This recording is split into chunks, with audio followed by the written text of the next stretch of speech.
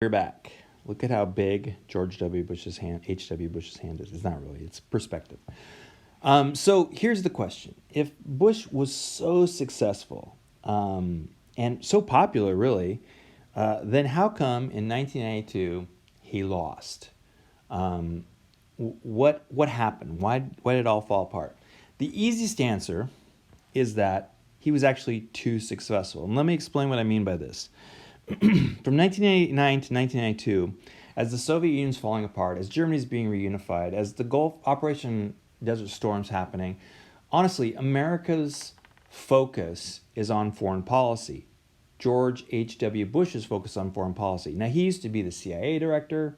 He was the vice president. Foreign policy was straight in his wheelhouse. Domestic policy, not so much, but foreign policy, he could nail it. So from 1989 to 1992, you had the right person doing the right job. But here's the problem. By 1992, most of those key foreign policy problems were resolved. The Soviet Union collapsed. There was no war. Check.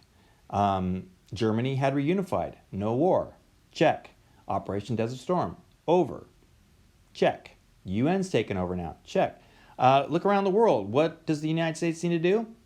Not much. Where are the problems?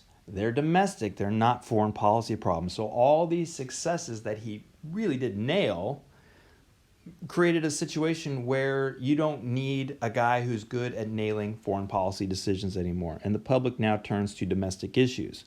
In 1989, but then more importantly for George H.W. Bush in 1992, there were these economic downturns. And you don't have to be a genius to know during an economic downturn, during a presidential election year, that is bad for the sitting president. The other thing you've seen as weak on domestic issues, and there's just really no question about that. You're going to see a video here in a second where, well, a little bit later, but it's not his thing. Let's just say that. And all the things he did as vice president, all the things he did as CIA director, he was always a foreign policy guy, which was great when there's foreign policy things. Now the Republican Party is kind of split in terms of, all right, we were all kind of together with Reagan and then Papa Bush in terms of the end of the Soviet Union. This is fantastic. Things are great. And now there's some division in the Republican Party in terms of what to do next. So here you have this group, the neocons, right? The neocons, those hardliners, the liberals, they say, look, what was the job? The job was to end communism. What's done? Communism. Job well done, pack up, head home. All that's left is really to mop up what's left of post-Soviet Union. Romania is going to be a little problem. Cuba's still sitting down there. But honestly, these are nothing compared to the Soviet Union anymore. And again, we're going to talk about this a little bit later, I think. Francis Fukuyama, this idea of we're at the end of history. Like the communism lost, democracy and capitalism won. That's it. Freedom. We got freedom. Remember that? I'll draw you the line. The liberal line, advancing right here.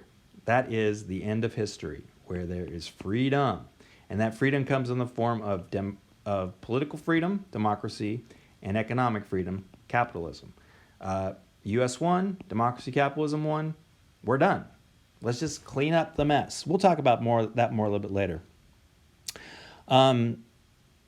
Nobody's really pushing, around the world, nobody's pushing U.S. primacy. Not only like recognizing that it's a reality, the United States is really the lone superpower, but nobody's really out there saying, not really feeling that. It's just now assumed. I mean, honestly, we went from a bipolar world to a unipolar world like bam, overnight. And that's just the reality. So there were two main Republican positions. There was, now again, we would normally say the hardliners, the neocons, but they're done. They're like saying, clean up your messes, but job well done. We don't really have a dog in this race anymore. Is that a thing? Dog in this race?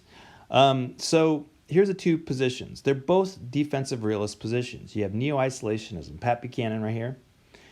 He comes in. This is going to be what today would be Rand Paul, or maybe even on some days Trump. This idea of neo-isolationism. We're done. The United States has done its business. come on home, bring everybody home. Let's start focusing on American stuff. And then you had Bush, who would be more selective engagement. So you're still going to engage with the world, but it's going to be not everywhere and everything, just like he did with the collapse of the Soviet Union. You engage, but you don't actively engage. You don't have to be in the middle of everything. So here's your split.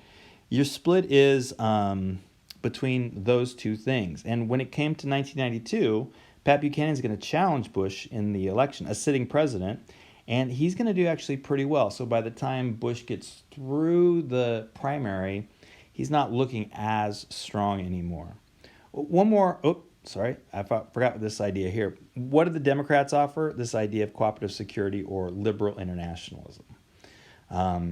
We'll talk about that a little bit more. That's going to be Clinton, but that's sort of the competition out there. But like I'm saying here, the Republicans, they're split between two, and the Democrats are pretty united behind that. So one more idea here, and that's this thing called the peace dividend. So the peace dividend is this idea that when you're fighting a war, you have to spend a lot of money on weapons, on military, and even during the Cold War, we're not really fighting the war. We still have to spend money on nuclear weapons. We have to spend money on troops around the world. It's just really expensive to do this. Well, Cold War is over. And the peace dividend is this idea that once the war is over and you have peace, is that now you can take that money you've been spending on military and all that and spend it on stuff back home, the peace dividend. So the argument goes, Cold War spending could now be directed to domestic issues. Here's the problem. Bush is still a defensive realist. He's not a neo-isolationist. He's saying we still have to be ready for stuff around the world. So he's opposed to big cuts in defense. Clinton, and I should also add Buchanan as well, they're both saying, dude, we're done. War's over. What are you building all that weaponry for? Who are you going to shoot at? There's nobody left. Are the aliens coming? What's going on?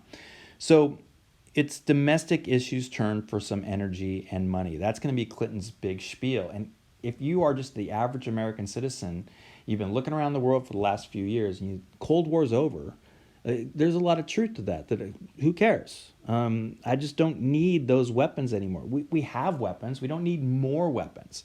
Let's start spending some money on schools and healthcare and roads and blah, blah, blah. Or even reduce my taxes. The Soviet Union's gone, then who are we defending against? And obviously the public is on board with this, wanting less defense spending. So this is a tough argument for Bush to make. So that's where we're stopping here. Now you're going to watch a quick video on another problem that he has, and that is he's not very good with words. Is that what I'm trying to say? He's not very good at, let me say it this way. Clinton comes out and people go, wow, I really want to do what you're telling me to do. Bush comes out and people go, what did you just say? I don't understand what you're saying to me. So watch this video and then we'll talk about it a little bit more.